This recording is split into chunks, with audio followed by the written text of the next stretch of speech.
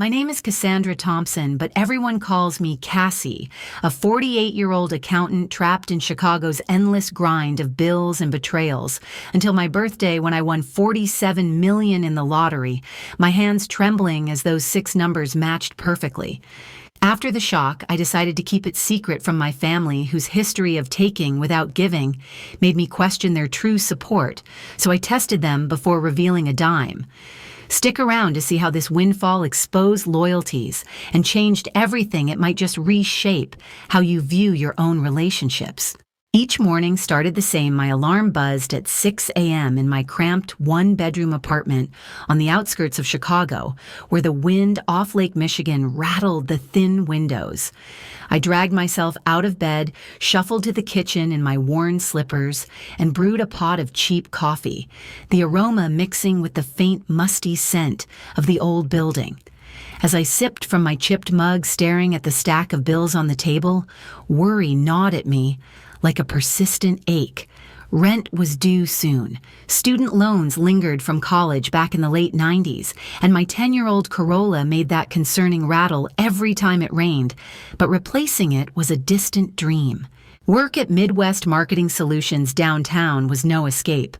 I commuted in rush-hour traffic, arriving by 8 a.m. to dive into spreadsheets and client accounts. Tax season turned 40-hour weeks into 60, my eyes burning from the fluorescent lights as I crunched numbers late into the night. Arnold Becker, my boss, had a knack for swooping in during meetings, presenting my financial strategies as his own genius, while I sat silently forcing a smile. Last week, I saved a major client thousands with a clever tax loophole, only for Arnold to claim the credit, patting my shoulder like I was the intern. Then there was Derek Simmons, my colleague, who clocked out early for family emergencies that suspiciously aligned with Cubs games, leaving me to pick up his slack. I kept my head down, hoping diligence would pay off someday, but inside resentment simmered. Why did I always end up carrying everyone else's load? Family added another layer of strain. My parents, Gregory and Diane, divorced when I was 14 in 1991, splitting our home like a cracked foundation. Dad, a high school physics teacher until he retired in 2018, remarried Stephanie 2 years later, a real estate agent whose expensive tastes drained his modest salary. Mom found Warren, a business owner who retired in 2015 with a tight fist on every penny. I remembered the arguments echoing through our old house before the split dad's lectures on probability clashing with Mom's sighs over unpaid bills. Growing up, I became the family's unofficial banker, dipping into my savings whenever crises hit. Take my older brother Jason, now 50, charming but directionless, bouncing from job to job like a pinball. In 2021, he called desperate, swearing he needed $5,000 for rehab. I emptied my account only to learn months later he'd skipped treatment altogether, blowing it on who knows what. Then there was my younger sister, Lisa, 44, the golden child who graduated from the University of Chicago in 2003, married Surgeon Paul in 2015, and settled into a picture-perfect suburban life with 2 kids and a gourmet kitchen. When her wedding costs ballooned in 2019, I charged $2,000 on my credit card, her promises of repayment fading like forgotten voicemails. Even Dad, after a 2023 storm damaged his roof, got money from me just to post Cancun vacation photos with Stephanie the next month. "Thanks, Cassie," he'd said casually, as if it was pocket change, not my grocery budget for weeks. Extended family wasn't much better. Aunt Heather, Blackwell Dad's older sister at 75, married wealthy and spent holidays critiquing my single status and unstable career from her upscale Chicago neighborhood. Her son, my cousin Ryan, 45, inherited her entitlement but added a gambling habit the family ignored, always promising favors that never materialized. On Mom's side, Aunt Martha Jenkins, 68, retired from teaching elementary in Chicago. Public schools in 2022, lived simply in a book-filled apartment with her ancient Honda battling diabetes since 2019. She was the only one who showed up without asking for anything, her mismatched cardigans and warm hugs a rare comfort. My best friend, Charlotte Hayes, 47, a nurse I'd met in college from 1995 to 1999, was my anchor. We'd bonded over late-night study sessions, and she never judged my bitterness, reminding me not everyone saw me as a resource. "You're more than what you give Cassie," she'd say during our balcony wine nights. Buying lottery tickets was my one small rebellion, a $10 weekly ritual at Gus's Corner Market near my apartment. Family teased me relentlessly. Mom called it a tax on bad math. Jason joked I should hand him the cash directly. Dad droned on about statistics. But those tickets held a spark of hope, a chance at freedom from the constant balancing act. Dreams flickered in my mind, traveling beyond the Midwest, maybe a master's in nonprofit management, or just enough savings to handle a car repair without panic. On my birthday, May 15, 2024, the week had been brutal. Arnold claimed my strategy that saved a client thousands, leaving me fuming as I left the office. Stopping at Gus's, the kind older man who'd owned it for 30 years greeted me. "Happy birthday, Cassie," he called with a wink. "Thanks, Gus. The usual, please, and one extra for luck." I replied, handing over $20. "Birthday splurge, huh?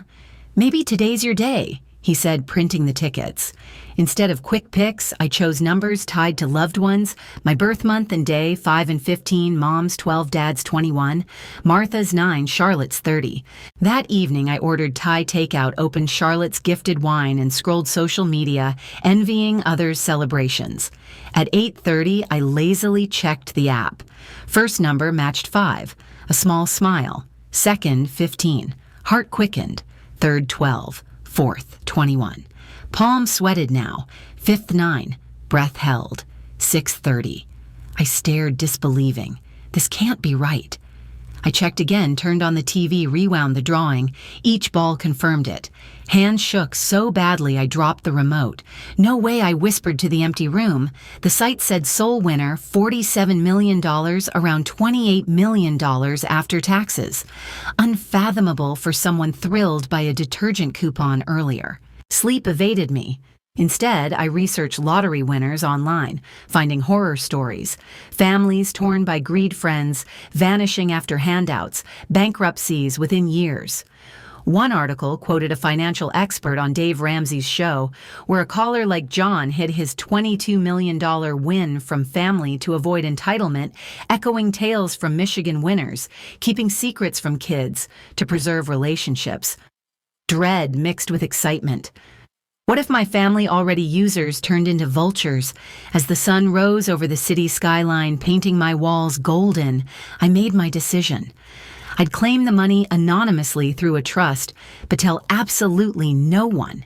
This secret would reveal their true support without the taint of millions. For the first time, the power was mine, and the thought sent a thrill through me, tempered by the unknown ahead. That night, sleep was a stranger. I paced my dim apartment, the city lights flickering through the blinds like distant stars mocking my turmoil. My phone glowed harshly as I scrolled endless articles, each one a cautionary tale of lottery winners whose fortunes turned to ash. There was the Michigan man who hid his $25,000 a year for life win from his kids for months, only revealing it later to surprise them, fearing they'd change. Another caller named John on Dave Ramsey's show kept his $22 million secret from family and friends, worried they'd see him as a bank. Stories of Maine's $1.35 billion Mega Millions winner suing his ex over spilling the news to relatives, sparking family feuds that dragged through courts. Dread coiled in my stomach like a cold serpent, mingling with the electric buzz of excitement. What if this windfall, this unimaginable $28 million, after taxes unraveled everything, awe washed over me at the thought of never clipping coupons again, never calculating if I could afford a dinner out. But fear shadowed it. Visions of greedy hands reaching out relationships, fracturing under the weight of expectation. My family had already shown their colors in small ways. What would millions do? By morning, exhaustion burned my eyes, but resolve hardened. For the first time since 2021, I called in sick to work, my voice shaky as I mumbled about a stomach bug to the receptionist. Heart pounding, I dressed in my usual jeans and blouse, nothing fancy, and clutched the ticket in my purse like a fragile secret. The drive downtown through Chicago's bustling streets felt surreal, skyscrapers looming like indifferent giants, the Corolla sputtering in traffic. I parked near Philip Montgomery's high-rise office, the glass facade reflecting my pale face. Stepping into the sleek lobby elevators, humming softly, I felt like an imposter, a nobody in ordinary clothes amid suited professionals. The waiting room smelled of fresh coffee and leather, my hands sweating as I gripped my bag. Miss Thompson Phillip greeted, extending a hand with a professional nod. He was 58, salt and pepper hair, neatly combed, kind eyes behind rimless glasses that screamed success. "What can I help you with today?" I took a deep breath, placing the ticket on his polished desk. "I need to know how to claim this without anyone finding out it was me." His eyes widened briefly. Then he composed himself, scanning the numbers. "I see. Well, you've come to the right place." Over the next 2 hours, time blurred as he explained options. In Illinois, winners could use blind trusts to shield identities, keeping names out of public records. He detailed federal taxes eating about 37% state, another chunk leaving roughly $28 million. Importance of a financial team, advisors, accountants to manage investments wisely. The biggest mistake winners make, he said, leaning forward, is telling too many people too quickly. Once that genie is out, there's no bottling it back. Families turn entitled, friends vanish after handout strangers beg. I nodded, my instinct validated. I want to do this right. I don't want this money to ruin my life. Relief flooded me as I left with a folder of documents and next steps, the city noise, a distant hum. Back in my apartment, sunlight slanting through dusty blinds, I sank onto the couch, processing alone. What would my family do if they knew? Would Mom offer real help or defer to Warren? Would Dad lecture or celebrate Jason beg? Lisa envy? Without the money's influence, their reactions would show true support unfiltered. The power shifted inside me, a quiet strength blooming. But a call interrupted Charlotte, her voice concerned. "Hey, you okay? You sounded off when you called in sick." Temptation surged, words on my tongue to spill everything. "She's my rock, the one constant." But I deflected internally, fear clamping down. "Just a bug," I said lightly. "Nothing wine can't fix later." We chatted briefly, her laughter easing the knot, but hanging up heightened the conflict. If I couldn't tell her yet, how long could I hold this alone? Over the following weeks, I met Philip multiple times, his office becoming a sanctuary of charts and plans. By early June 2024, the trust was established. Winnings claimed discreetly, funds funneled into diverse investments, stocks, bonds, real estate funds, promising steady growth. He assured me I could live comfortably forever, even quit tomorrow. The bulk sat secure, untouchable. Yet my daily life remained unchanged. I returned to work griping about bills with coworkers over lukewarm coffee in the break room, driving the rattling Corolla through rainy streets. At home, I clipped coupons, compared grocery prices, all while millions accrued interest silently. The secrecy started as protection, but now it weighed like an invisible backpack, constant and heavy. Whispers in my mind grew. What if I tested them? Pretended needs saw who stepped up without knowing the fortune waiting. The idea sparked flickering brighter each day, a way to peel back the masks and see the truth beneath. As days blurred into weeks, that spark ignited into a full blaze, consuming my thoughts during commutes and quiet evenings. I lay awake one humid Chicago night, the ceiling fan whirring lazily above me, stirring the sticky air without cooling it. Streetlights cast elongated shadows through the blinds, dancing like ghosts on the walls, mirroring the turmoil inside. Bitterness from years of one-sided giving churned in my chest, twisting into a steely resolve. Why had I always been the safety net, emptying my pockets for Jason's crises, Lisa's luxuries, Dad's repairs, only to face silence or excuses in return? The win had flipped the script, but secrecy held the key to clarity. What if I faked a crisis, pretended to lose my job and need $5,000 for rent and looming medical bills? It would strip away pretense, showing who offered true support without the scent of millions luring them. The plan solidified in my mind like concrete setting under summer sun. I'd approach each family member with the same story, the same plea, observing their reactions like a scientist in a lab. No huge sum to arouse suspicion, just enough to sting if refused. Emotions warred within me, guilt flickering at the deception, but anger at past betrayals drowned it out. This wasn't revenge, I told myself. It was self-preservation, a shield against future vultures. I couldn't keep it entirely bottled up, so that evening I invited Charlotte over for dinner on my small balcony, the city skyline twinkling in the distance like a promise of something bigger. The air carried the faint scent of grilled burgers from a neighbor's barbecue, mixing with the crisp white wine we sipped from mismatched glasses. Charlotte arrived in her scrubs, fresh from a shift at the hospital, her curly hair tied back, eyes tired but warm. We chatted about her latest patients, laughing over a story of a kid who thought nurses had superpowers. As the sun dipped low, painting the sky in oranges and pinks, I broached the subject carefully. I'm thinking of running a little experiment with my family. I began swirling my wine. Her eyebrow arched curiously. What kind? I took a deep breath, outlining the fake job loss and the $5,000 ask, explaining it as a way to see who would help without expecting payback. Charlotte set her glass down, her expression shifting from curiosity to concern, the balcony light catching the worry lines around her eyes. "This feels wrong, Cassie," she said softly, "like you're manipulating them. Why not just talk honestly?" Laughter escaped me, bitter and short. Honest conversations with my family. You know how they are, Charlotte, always taking, never giving back without strings. She shook her head, leaning forward. "But lying to test loyalty, that doesn't sound like you. It's about protecting myself," I insisted, meeting her gaze. "I need to know who sees me as family, not just a resource." She sighed, knowing my stubborn streak, but relented enough to help refine the story. We brainstormed details: the firm shutting suddenly due to the CEO's embezzlement scandal in early 2024, headlines I'd seen in the Tribune about similar corporate frauds in the city. My emergency fund depleted from recent medical tests for vague symptoms, letting imagination fill the gaps. Unemployment would take weeks, job market tight for accountants like me. It had to sound genuine, distressed, but not desperate. As we talked, I predicted their responses, voicing them like a grim forecast. Mom would sympathize but defer to Warren, citing their lake house expenses. Dad would lecture on financial responsibility, maybe send a token amount if pressed.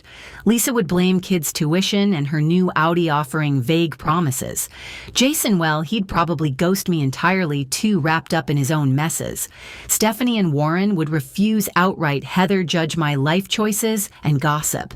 Ryan promise big, then vanish. The only flicker of hope was Martha with her teacher's heart, though $5,000 was a fortune for her modest life. Emotions swelled as I listed them, a mix of anticipation and dread, like standing on a cliff's edge. We practiced the calls next, Charlotte role-playing family members on the balcony, as dusk settled, the city hum, fading to crickets and distant sirens. My heart pounded with each simulation, voice trembling as I recited the script. Pretending desperation came too easily, drawing from real fears I'd buried.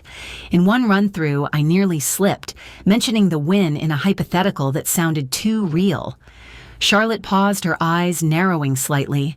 "Wait, that sounded like you have something big hidden." Is there more to this? Panic spiked, a cold sweat breaking on my skin. I laughed it off quickly, but regret hit hard, prompting me to adjust the story on the spot, adding more vague medical details to deflect. She bought it, but the close call sharpened my caution, reminding me how fragile secrecy was. By night's end, as Charlotte hugged me goodbye under the porch light, my resolve had hardened, like forged steel. This test would peel away the illusions, revealing true colors through the veil of my hidden fortune. I was ready, or as ready as I'd ever be to dial those numbers and face whatever truths emerged. The morning sun filtered through my kitchen window, casting long shadows across the table where my phone sat like a loaded weapon. June 2024 had arrived with muggy heat, the kind that made Chicago feel like a pressure cooker, but I couldn't delay any longer. Hands trembling slightly, I picked up the phone and dialed Mom, first her number, etched in muscle memory from years of check-ins and crises. She answered on the third ring, her voice distracted amid background clatter of dishes. "Hi, Mom," I said, intentionally straining my tone to sound on the edge. "Cassie, honey, everything okay? You don't sound right." I launched into the fabricated story, words spilling out about the firm shutting abruptly due to the CEO's embezzlement scandal that hit the headlines last month. No final paycheck in sight. My emergency fund wiped from those vague medical tests I'd mentioned casually before. Bills piling up, rent looming, and now this hit to my health worries. Emotions churned inside a cocktail of fabricated desperation and real anxiety about her reaction. "I hate asking Mom, but I need about $5,000 to bridge rent and bills until I land something. Promise I'll pay back soon as I can."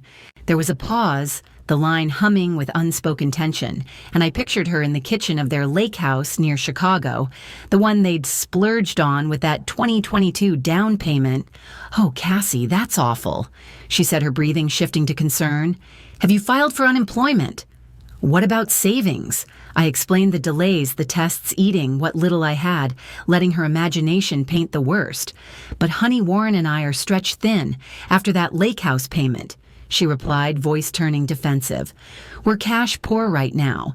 Have you tried your dad, or Lisa Paul pulls in good money at the hospital?" Disappointment sank in like a stone in my chest, her deflection stinging despite my predictions. "I was hoping not to bother Dad," I said truthfully, "and Lisa has the kids' school costs. Well, let me talk to Warren and see she finally offered, but no promises. You know how he is with money, especially when it's well not his responsibility." "Sure, Mom, just soon rent's due next week." We hung up after her platitudes about things working out, maybe a career change to something stable. That afternoon, I arranged to meet Dad for coffee at a quaint suburban cafe in the Chicago outskirts, the kind with outdoor tables under striped awnings, birds chirping in nearby trees. The drive there in my Corolla felt endless nerves buzzing like live wires under my skin. He was already seated when I arrived, sipping black coffee, his retired teacher's posture straight as ever. "You look tired, Cassandra," he greeted, eyes appraising over his glasses. I managed a weak smile, stirring sugar into my latte as steam rose in lazy curls. We small-talked briefly about the weather, unseasonably warm for June, before I dove in. "Dad, something happened at work. The firm's closing due to embezzlement, no warning, and I'm short on rent and bills. Need about $5,000 to tide over." His response came blunt and immediate, no pretense of sympathy. "I'm sure it's tough, but Warren and I can't help right now. Have you thought about downsizing that apartment or getting a roommate?" Pain twisted in me, expected yet stinging like salt in a fresh cut. When I mentioned the help I'd given for their vacation cabin repairs last year, she bristled. "That was different. It was family property you used too." The lie hung there since I'd visited once in 5 years, but I bit back retort, ending the call with hollow thanks, her dismissal echoing in the quiet room. Emotions roiled as I paced the floor, the wooden boards creaking underfoot, a reminder of the home's age matching my growing isolation. Next was Warren, Mom's husband since 1993, his gruff tone answering on the second ring. I repeated the tale heart heavy, but he cut straight through. "You're not my daughter, Cassandra. Your problems are yours. Maybe choose a better career next time." The words landed like blows, emphasizing the divide he'd always maintained, his tight grip on finances never extending to me. I hung up, staring at the phone, the screen's blur through unshed tears, the sting deeper than anticipated, like reopening old scars from childhood exclusions. Shifting gears, I texted cousin Ryan, Heather's son, detailing the crisis and the ask. His reply buzzed quickly, surprisingly sympathetic at first. "That sounds rough. Cassie, let's meet for lunch tomorrow. I'll bring a check." Hope flickered briefly. a warm spark in the cold disappointment so far.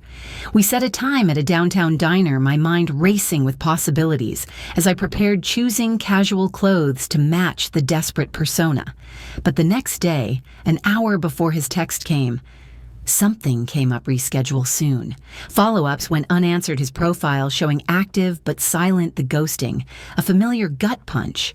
Emotion swirled, pain from the broken promise mixing with resignation, each dismissal layering on like heavy coats in winter. By evening, Aunt Heather was last for the day, her call connecting as I sat on the couch, the room dimming with sunset, casting long shadows. She answered with her usual haughty tone, and I poured out the story. Well, Cassandra, I always said that firm seemed shaky, she replied, launching into a critique of my choices from college job rejections to my single status at 48. No offer of help, just tales of others overcoming without handouts, her judgment wrapping around me like thorny vines. By the time we hung up, gossip had already spread, my phone lighting up with a text from Lisa, mentioning she'd heard from Heather about my irresponsibility. The dismissals hurt, expected barbs that still drew blood, leaving me curled on the couch, the fabric rough against my skin, questioning if anyone saw me beyond what I could provide. Tension peaked as my phone buzzed again. Mom's name flashing. Heard you're asking everyone for money, her text read. Feels like you're playing us against each other. Before I could respond, she called, her voice sharp with accusation. Cassie, what's going on? Lisa said you called her too, and now Heather's telling everyone. This isn't like you stirring up drama. My heart raced, the apartment suddenly feeling smaller walls closing in like a trap. I defended carefully, explaining I was just reaching out and need not pitting anyone. But she escalated, threatening a family intervention if I didn't get my act together. Her words laced with concern, masking judgment. What if we all come over, talk this out? You might need help beyond money, like counseling for your choices. Panic surged, forcing me to deflect without revealing the secret, assuring her I'd handle it alone. We hung up uneasily, her threats lingering like storm clouds. Words spread like wildfire through the family grapevine, texts and whispers generating more judgment than offers of aid. The collective response, a chorus of excuses and blame. As night fell, city lights twinkling outside, exhaustion deepened, but the test's revelations hardened my path forward. Monday dawned gray and overcast, mirroring the fog in my mind after a week of relentless rejections that had left me emotionally drained, like a battery running on fumes. The apartment felt heavier, the air thick with unspoken disappointments as I went through motions at work, forcing smiles during meetings while inside each family dismissal replayed like a bad film loop. Stephanie's blunt refusal, Warren's cold declaration, Ryan's ghosting, Heather's judgment, all piled on, stinging fresh each time. By midweek, exhaustion clawed at me, sleep fractured by dreams of outstretched hands turning away. Yet amid the haze, my phone rang unexpectedly. Thursday evening, Martha's name lighting the screen. I answered hesitantly, her warm voice cutting through the static. Cassie, honey, I just heard from your mother about the job. Are you okay? Genuine concern wrapped her words like a comforting blanket. No judgment, just care that caught me off guard since I hadn't reached out to her yet. Emotions surged, a mix of relief and surprise at her proactive call, hearing the worry from secondhand news, speaking volumes about her character. We talked briefly, her questions, gentle probes into my well-being, and she insisted we meet for lunch the next day, her treat, of course. Friday arrived with scattered showers, the city streets slick and reflective as I drove to the small diner near her modest apartment in a quiet Chicago neighborhood, the kind with cracked sidewalks and overflowing planters. Rain pattered on my windshield wipers, swishing rhythmically, matching my heartbeat's anxious tempo. Martha waited outside under the awning, her silver-streaked hair in a simple ponytail, jeans and cardigan with mismatched buttons, umbrella in hand. She spotted me and waved her smile, lighting the gloomy day. As I approached, she enveloped me in a tight hug, her embrace smelling of lavender soap and home-baked cookies, holding on longer than usual, as if sensing my fragility. We slid into a vinyl booth inside the diner, cozy with checkered tablecloths and the sizzle of griddles from the kitchen coffee aroma mingling with frying bacon. A waitress in a faded apron took our orders, burgers and fries for comfort. "I'm so sorry about your job, sweetheart," Martha said, once settled her eyes kind behind bifocals. "That place never deserved you anyway." She asked thoughtful questions, not prying but caring. "How's the job search going? Any leads? Have you applied for unemployment?" Each query felt like a lifeline, her attentiveness a stark contrast to the deflections I'd faced. Emotions welled up, gratitude mixing with guilt at the deception. But I stuck to the script detailing the embezzlement shutdown and my precarious finances. She listened intently, nodding her hands folded on the table liver spots, telling stories of years shaping young minds in Chicago classrooms. As our plates were cleared, the clatter of dishes fading, she reached into her purse, pulling out a plain white envelope. "I want you to take this," she said, sliding it across with a steady hand. "It's $3,000. I know it's not the full amount, but it should cover rent at least."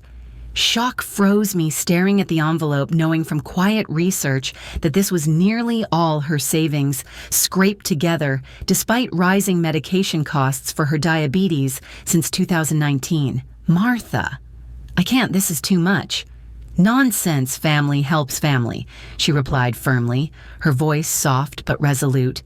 "And if you need a place to stay, my sofa pulls out. It's not fancy, but you're welcome anytime."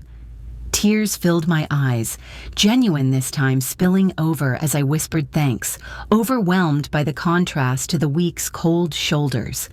Here was the one with least to give, offering everything without hesitation, her selflessness a beacon in the storm of betrayals. We lingered over coffee rain, tapping the window like impatient fingers, her words wrapping me in warmth as she encouraged finding a job I loved. "Life's too short for unappreciative places," she said, patting my hand. As we parted outside, another hug, sealing the moment I drove home, clutching the envelope on the passenger seat, the wipers clearing streaks on the glass, mirroring my blurred vision.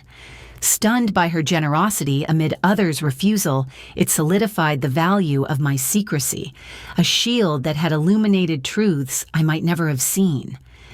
The city blurred past, but clarity sharpened inside the test's purpose, reaffirmed in that simple act of kindness. With that clarity came a surge of gratitude I couldn't ignore, prompting me to text Martha the next day, inviting her over for dinner at my apartment. She accepted warmly, and Friday evening found me bustling in the kitchen, chopping vegetables for a simple pasta dish, the sizzle of garlic and olive oil filling the air with comforting aromas. Rain had cleared, leaving the city fresh twilight hues, painting the skyline visible from my window. When Martha arrived, knocking softly, I opened the door to her familiar smile, but noticed immediately the deeper lines around her eyes, the slight slump in her shoulders under the cardigan. She looked more tired than usual, her steps slower as she entered, handing me a small bouquet of daisies from her building's garden. "They brighten any space," she said, hugging me. The apartment felt warmer with her presence, the table set with mismatched plates and candles flickering softly. We ate on the balcony, the evening breeze carrying distant traffic hum plates balanced on our laps as we talked about her volunteer work at the local literacy program since retiring in 2022. Her stories of kids discovering books brought light to her voice, but the fatigue lingered a shadow I couldn't shake. As dessert cooled homemade apple crisp from her recipe emotions raw inside me, I set my fork down. "Martha, I need to tell you something," I began, my voice catching. "I've not been completely honest." Her expression stayed open, curious, without alarm, sipping tea from her cup. "What is it, honey?" The words tumbled out, confessing the job loss was a fabrication, a test to see who'd help without knowing about hidden resources. Fear gripped me raw and exposed, dreading her anger at the deception, tears pricking as I awaited judgment. She was quiet a moment, nodding slowly, then reached for my hand across the table. "No, not angry," she said gently. "Sad maybe that you felt the need to test us this way. But I understand why our family hasn't always been fair to you." Relief washed over me, mingled with lingering guilt, her understanding a balm on the week's wounds. She sighed, folding her hands in her lap, and shared her own story, voice steady, but laced with old pain. My ex-husband, Robert. Did I ever tell you the real reason we divorced in 1995? The family always said we grew apart, but it was messier. I inherited $50,000 from my grandmother in the early 90s, not a fortune, but meaningful. Robert had grand plans investing in his buddy's schemes, but I wanted to save for a house. We fought endlessly. One day, I found he'd forged my signature, withdrawn most of it for a restaurant that folded within a year. When confronted, he claimed it was our money, his right as much as mine. The betrayal shattered me, leading to the split. Money doesn't just reveal others. Cassie, she said wisely, it reveals who we are too. How we use it, share it, guard it. It's a powerful mirror. Her words resonated deeply, echoing tales I'd read online, like a Reddit post where a woman discovered her spouse stole an inheritance for gambling, leaving her destitute and rebuilding alone. Emotion swelled gratitude for her vulnerability, strengthening our bond. In that moment, decision crystallized. Martha, there's more, something big. I took a deep breath. The balcony railing cool under my fingers.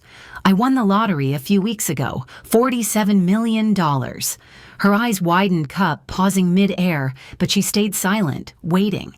After taxes, about $28 million. You're the first to know because you showed true support when no one else did. Relief and gratitude flowed like a dam, breaking tears streaming as she processed, her hand squeezing mine tighter. Oh, Cassie, that's life-changing, she breathed, pulling me into a hug across the table. We talked late, her selflessness shining, asking for nothing despite her struggles. But the glow faded Monday. At work, the office buzzing with usual chaos, keyboards clacking and phones ringing. Derek cornered me in the break room, coffee machine gurgling as he leaned in with a smirk. Heard you're in a bind, Cassie, desperate for cash.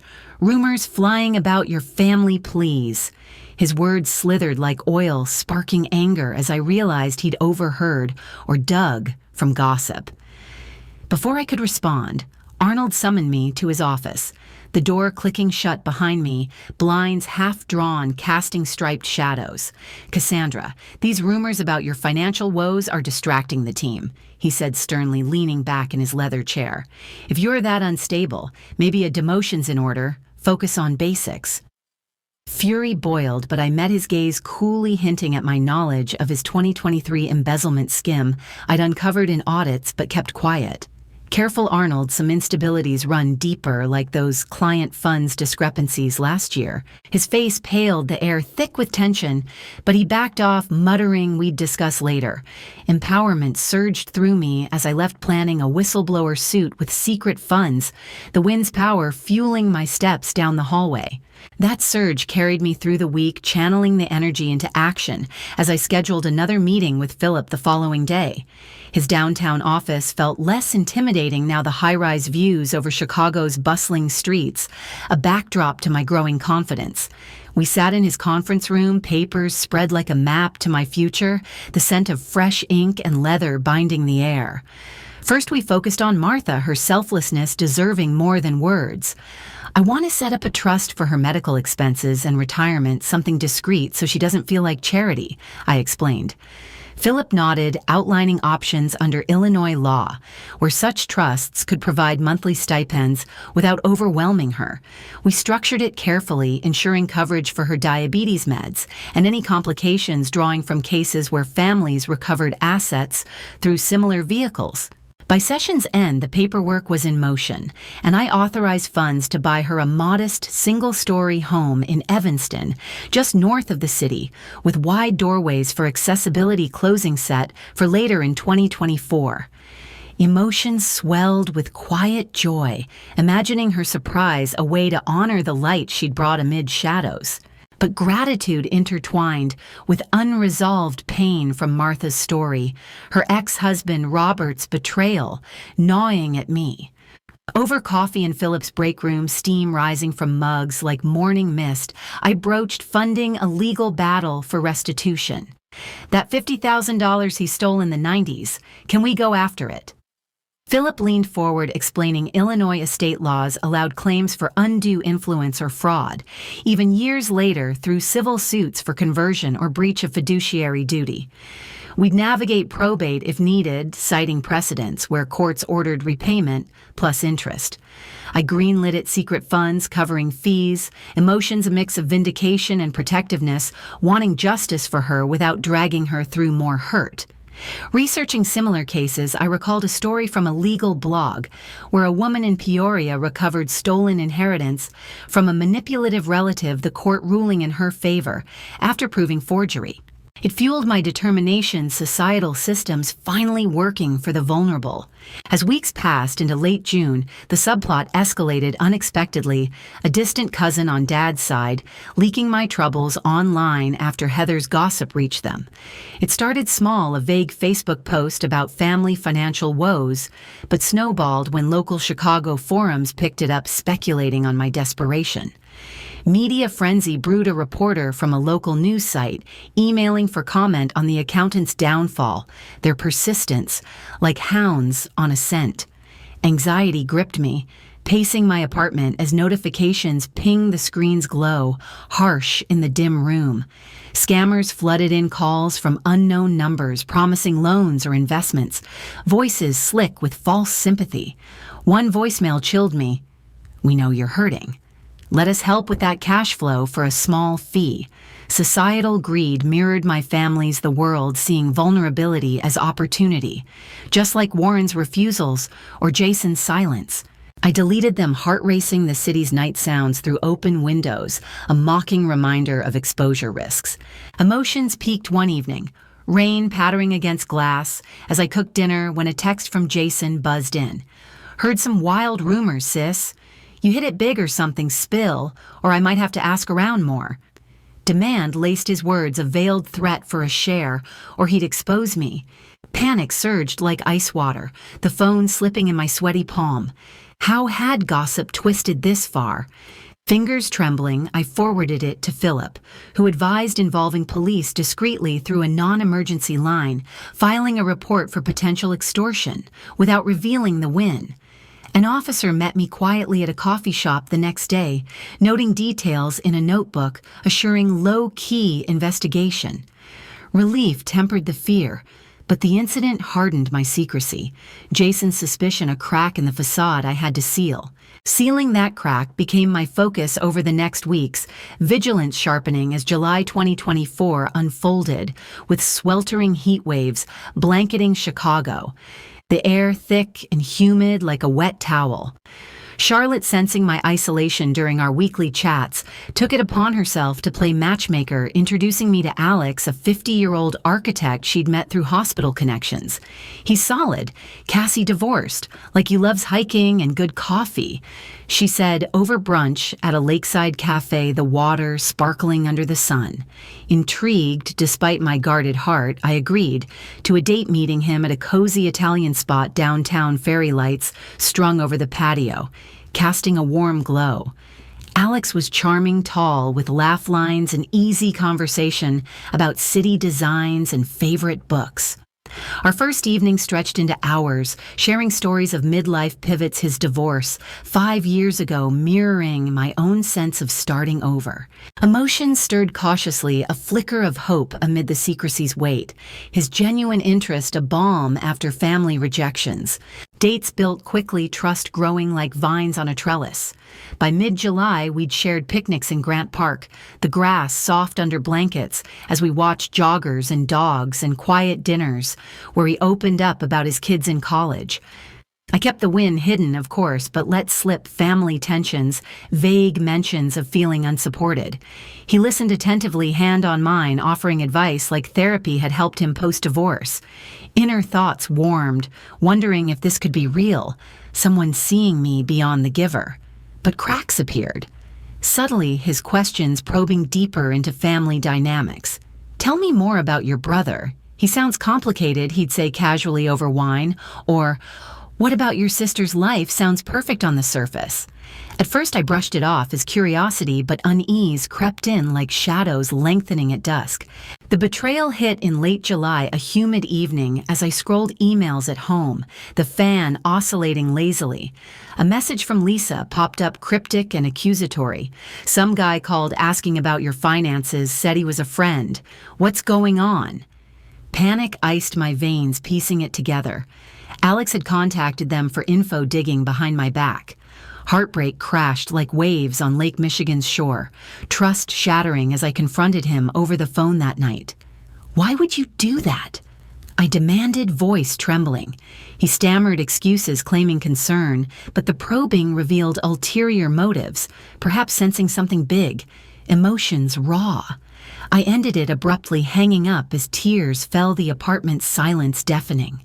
The incident reinforced my secrecy like reinforced steel, a painful reminder that even new connections could turn predatory, echoing stories. I'd read of lottery winners betrayed by partners sniffing out fortunes, like a woman in Florida whose boyfriend leaked her win to family after probing her past. Isolation deepened, but so did my resolve to guard the truth.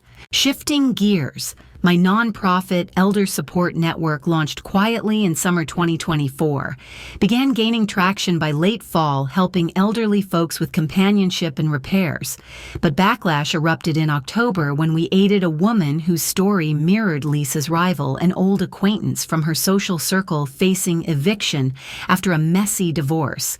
The client, a 60-year-old widow, reminded me of Martha's struggles, so I prioritized her case funding home modifications anonymously. Family accused me of indirect revenge, whispers reaching me through mutual contacts. How dare you help her after what she said about us years ago, Lisa texted furiously, her words igniting fresh tension. Emotions churned with defensiveness, the accusation stinging like a slap, societal judgment, amplifying family greed. The situation tensed further as Lisa took to social media, her posts smearing me publicly in November 2024. Subtle, at first vague rants about ungrateful relatives playing victim, but escalating to direct tags. Her debts unraveling in the comments as followers dug into her lavish lifestyle amid unpaid bills. Screenshots flooded my inbox from concerned friends, her perfect facade cracking like thin ice under pressure. I watched from afar, scrolling late nights with the city lights twinkling mockingly, a mix of vindication and sorrow. Her unraveling, fueled by the very hypocrisy she'd shown me, felt like quiet karma, similar to online tales where family members expose their own flaws while attacking winners. Yet pity stirred knowing her kids suffered too. By early 2025, another layer unfolded when Dad suffered a minor heart attack in February, hospital bills mounting, despite insurance. I arranged anonymous payment through the patient fund, covering the gap without trace. Watching his self-reflection from afar via sparse family updates, he seemed changed, quieter in calls, perhaps pondering his lectures on responsibility now turned inward. Emotions complex, a blend of compassion and detachment. The act a silent closure without revelation. That silent closure lingered through spring, a quiet undercurrent as I navigated the ripples from Jason's threat and the media whispers. By July 2024, the heat had settled over Chicago, like a thick quilt humidity, making every breath feel labored, but I decided it was time to gather the family. Rumors about my supposed troubles had festered like untreated wounds, twisting through phone calls and texts, and I needed to address them head-on without unveiling the win. I sent a group message mid-month calling a meeting at my apartment for Sunday afternoon, framing it as an important update to clear the air. Responses trickled in, reluctant but confirming attendance curiosity, outweighing inconvenience. The day arrived with overcast skies, thunder rumbling distantly like a warning. My apartment still modest despite the secret wealth felt too small for the gathering, but I arranged chairs in the living room, sunlight filtering weakly through blinds onto the worn couch and coffee table. Aromas of brewed coffee and store-bought pastries filled the space, a neutral offering amid the tension. They arrived in waves, Mom and Warren first her with a forced smile, him grumbling about traffic from their lake house. Dad and Stephanie next him, carrying a newspaper, her purse clutched tightly. Lisa and Paul Kids left with a sitter, her makeup flawless but eyes wary. Jason slouched in alone, avoiding my gaze. Aunts Heather and Martha Heather's judgmental sniff at the decor, evident Martha's warm hug a brief comfort.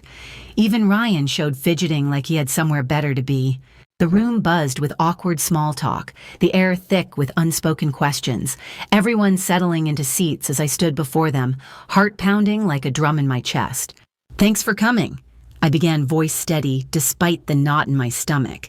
I know rumors have been flying about my financial situation, and I wanted to set things straight face to face, murmurs, rippled eyes shifting. The truth is, I'm fine. I've landed a new job with better pay and benefits executive director at Elder Support Network, a nonprofit helping seniors.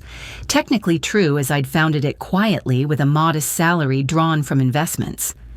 Relief washed over some faces, Mom exhaling audibly. "That's wonderful, honey," she said. "We've been so worried." But Dad leaned forward, brow furrowed. "So why the drama?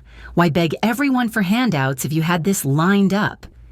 His accusatory tone sparked defensiveness, echoes of his coffee lecture resurfacing. I met his gaze calmly, emotions churning but controlled. When I was in trouble, I reached out to family. That's what families for right support in tough times. Stephanie shifted uncomfortably, crossing her arms. "We all have commitments. It's not always possible to help, even if we want to." The room tensed, air heavy like before a storm. Jason stared at his shoes, cheeks flushing with embarrassment, his blackmail attempt from weeks ago hanging unspoken between us. Lisa jumped in, defensively, voice sharp. "You made it sound so desperate, Cassie, like we were awful for not dropping everything." Her words stung her perfect life facade, cracking under the scrutiny. I confronted the hypocrisy head-on, voice even. "Jason, you ignored my messages yet borrowed thousands from me without repaying. Lisa, you promised wedding payback 5 years ago, still waiting. Dad, your roof fix led to vacations while I scrimped. When I needed support, you revealed priorities." No one mentioned just the mirror of their actions held up the room, falling silent as truths landed like stones in still water. Excuses followed, Mom blaming Warren Dad, muttering about retirement. Heather sniffing at my poor choices. No admissions, just deflections, the air thick with discomfort. As they filed out after an hour, excuses trailing like exhaust emotions of closure settled over me, a weight lifting despite the unresolved hurt. The door clicked shut, leaving echoes of footsteps in the hall, the apartment suddenly spacious. Martha stayed behind, rolling up her sleeves to help clean stacking plates with efficient movements. "You handled that well," she said quietly, rinsing cups in the sink suds, bubbling under the faucet. "It couldn't have been easy. We discussed growth over leftover coffee, her wisdom grounding me. You've seen them clearly now, built boundaries. That's strength." As twilight deepened outside city lights, winking on Karma whispered in updates I'd received, Ryan had entered rehab in late 2024, funded anonymously through a donation I'd arranged, emerging months later grateful in shared family chats without knowing the source. His tentative steps toward change, a quiet unfoldment, brought a sense of balance without my involvement. That balance lingered as months turned into a year time, softening the edges of old wounds while carving new paths forward. By August 2025, my life had transformed quietly, the Evanston home. I'd bought a modest haven with a garden bursting in late summer blooms, bees humming among the flowers under clear blue skies. It sat just blocks from Martha's new place, a cozy craftsman with wide porches and accessible features, the kind where sunlight poured through windows like golden syrup. I lived simply, no flashy changes to raise eyebrows, driving a reliable but unassuming SUV, now the Corolla traded in without fanfare. The nonprofit Elder Support Network thrived, helping over 200 seniors since its 2024 launch, providing companionship, repairs, and aid to those living alone, inspired by Martha's quiet struggles and the many like her I'd encountered. Mornings started with team meetings in our small office downtown, the space alive with purpose volunteers chatting over coffee as we planned outreach. Charlotte had joined as outreach coordinator in early 2025, her nursing background perfect for connecting with clients, assessing needs with that compassionate touch I'd always admired. Our friendship deepened through the work late afternoons, often spilling into patio evenings at my place, the wooden deck overlooking the garden where fireflies danced at dusk. We'd sip chilled wine, the glasses sweating in the humid air, sharing laughs about quirky clients or her latest hospital tales. "You're building something real here, Cassie," she'd say, clinking her glass to mine, the sound crisp like a promise. Emotions of fulfillment washed over me in those moments, a far cry from the accountant, drudgery interweaving action with reflection as we brainstormed new programs, her ideas sparking like fireworks. Family ties had evolved into distant politeness, holiday cards and occasional calls, replacing the fraught closeness of before. No more obligatory gatherings where tensions simmered, instead brief check-ins, Mom asking about weather, Dad sharing retirement hobbies like woodworking in his suburban garage. Jason's ventures floundered again in spring 2025, a failed food truck business leaving him humbled, but I continued anonymous helps wiring funds through charities to cover his basics without trace. He learned slowly updates from mutual acquaintances, mentioning his job stability at a warehouse, a quiet growth I observed from afar. Lisa's complaints about renovation costs echoed in group texts, her kitchen dreams clashing with mounting debts, but I ignored them, no longer the fixer. Emotions shifted to peace, the revealed truths, a foundation for self-worth beyond endless giving boundaries, firm like the garden fence, keeping out weeds. Martha's health had improved dramatically by then, the trust-covering treatments that eased her diabetes, her energy returning like spring after winter. She volunteered 3 days a week at the literacy program her apartment traded for the Evanston house, where bookshelves lined sunlit rooms. We shared dinners twice weekly, her walker occasionally needed on bad days, but her spirit unbreakable. Evenings often ended on her porch, watching sunsets paint the sky in pinks and golds, the horizon swallowing the light like a gentle farewell. Her wisdom echoed in quiet conversations, words landing softly. "You've learned money's mirror." Cassie reflecting not just others but ourselves. How we wield it shapes us. Emotions of deep gratitude filled me, her presence an anchor in the calm sea my life had become. The win had clarified everything, relationships stripped to essentials, granting freedom I'd never known. No longer defined by what I gave, I embraced purpose, the fortune a tool for good rather than a curse. As summer waned, that clarity brought a profound sense of arrival, ready for whatever came next. If this resonated, subscribe and share your support stories below.